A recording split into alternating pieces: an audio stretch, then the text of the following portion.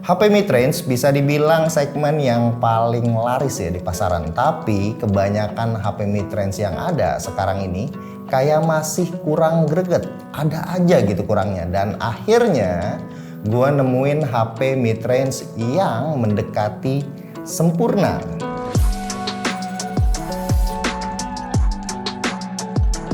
Yes, akhirnya kita mencoba membeli OnePlus Nord 2 ya, yang katanya ini adalah sebuah HP mid-range yang paling cocok dijadikan contoh, paling terbaik untuk segmennya. Ya memang kalau ngomongin harga ya namanya HP yang nggak resmi ya jadinya nambah lebih mahal. Padahal harga aslinya itu ini cuma 5 jutaan aja. Langsung aja dari dusnya kita bisa ngeliat nih kalau packaging yang OnePlus berikan ini masih sama ya, mirip-mirip dengan desain Nord tahun kemarin, Nord sebelumnya. Sangat premium, berkelas, dan bentukannya kelihatan dus HP mahal. Padahal ini adalah sebuah HP mid-range. Warnanya didominasi oleh warna gelap, bagian depan itu kelihatan penuh banget, ada tulisan Nord 3 baris. Dan di bawahnya itu ada logo OnePlus. Bagian samping seperti ini. Nah, di sini nih tuh di layer bagian dalamnya itu berwarna biru, jadinya kelihatan kontras banget. Oke, sekarang kita buka ya dusnya, dapat apa aja ini isinya. Yang pertama adalah handphonenya. Nah, ini dia nih handphonenya OnePlus Nord 2. Kita taruh dulu. Terus kita lihat ini. Dapat case dan pastinya isinya buku manual ya teknologinya. Nah, ini case nya nih nggak ada tulisan never settle-nya. Ini udah bukan never settle lagi ya, udah settle nih OnePlus. Oke, di dalam ini ada SIM ejector, terus ada the theme.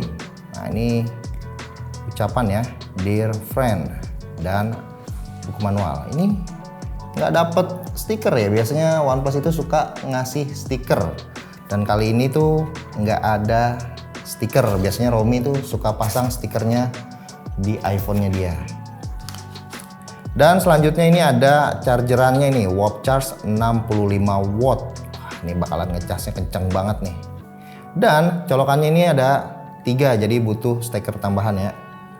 Selanjutnya ada kabel kebanggaannya OnePlus yang berwarna merah. Ini tapi bukan C2C tapi A2C ya.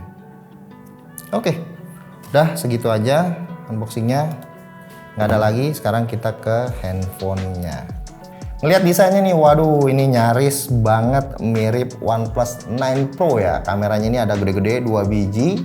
Sekilas ya mirip banget. Belakangnya ini berbahan kaca, dilapisi Gorilla Glass 5. Jadinya nggak gampang nyetak sidik jari karena finishingnya ini frosted. Dan perbedaan yang paling mencolok kayaknya itu ada di bagian depan, bagian layar yang nggak melengkung pada bagian sisinya. Tombol power ada di sebelah kanan. Nah, ini gue masih appreciate ya karena OnePlus tetap mempertahankan mute slider. Menurut gue ini keren banget. Bagian atas standar aja, dan bagian bawah ini ada slot SIM card, port USB-C, dan grill speaker. Spek layarnya ini kelihatan mewah banget ya, pakai Fluid AMOLED beresolusi 1080 alias Full HD+ dengan refresh rate itu 90 Hz. Support HDR10 dan punya tingkat kecerahan yang up to 800 nit. Kamera depannya mengadopsi model punch hole pada bagian kiri. HP ini pakai dual speaker stereo, layarnya oke, speakernya bagus. Sekarang kita lanjut ke spek lengkapnya. HP ini menggunakan chipset MediaTek Dimensity 1200. Nah, ini masuknya udah kelas flagship nih. Skor benchmark yang didapat Antutu itu bisa sampai 530 ribuan. Dengan skor segini udah ada gambaran ya, buat main game berat bakalan nyaman-nyaman aja. Chipset ini juga pasti membawa jaringan 5G. SIM cardnya ada 2 ya, dual nano, dan nggak ada slot micro SD-nya. Jadi kalau mau beli harus bener-bener pilih nih storage-nya yang lebih besar. Pilihan RAM dan storage-nya itu ada 2 pilihan, 8128 atau 12256. Udah UFS 3.1. Amannya sih di 256 aja ya. Baterainya juga berkapasitas 4500 mAh dan casannya ini ngeri nih, 65 watt. Dipastiin ngecasnya itu cepet banget. Yang paling gue suka dari OnePlus, apalagi kalau bukan softwarenya ya, yaitu Oxygen OS. Norto ini masih menggunakan Oxygen OS karena sebelumnya kita udah dengar kabar berita kalau OnePlus itu akan menggunakan ColorOS untuk kedepannya. Nah, beruntung nih HP ini masih menggunakan Oxygen OS yang berbasis Android 11 yang saat ini udah versi 11.3 dengan security patch itu di bulan Juni 2021. Pendekatan Oxygen OS ini mirip banget nih sama Pixel ya. Clean, smooth, simple, dan ada beberapa fitur tambahan seperti tema, begitu juga kustomisasi, dan nggak ada bloatware, iklan, ataupun notif yang bakal ngeganggu penggunanya. Sensor seperti gyroscope itu udah pasti ada, begitu juga dengan NFC, fingerprint itu udah di dalam layar, punya kecepatan yang cukup responsif. Nah, sekarang kita masuk ke kameranya. HP ini punya setup yang cukup oke menurut gua. Kamera utamanya itu beresolusi 50 megapiksel, aperture f1.9, ada OIS-nya.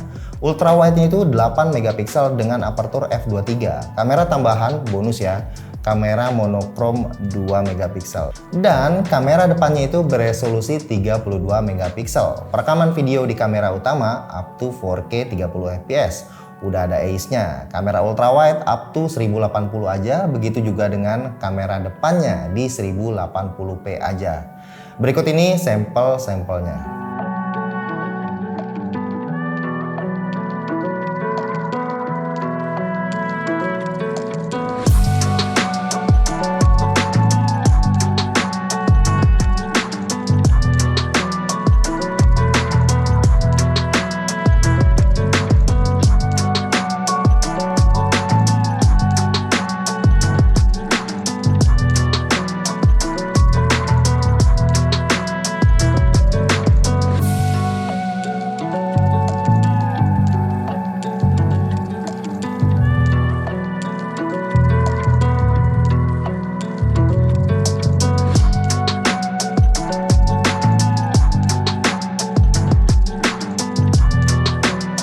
Oke, overall gue suka banget nih sama HP ini. Ya ibaratnya dulu tuh OnePlus ngeluarin HP flagship dengan harga yang terjangkau.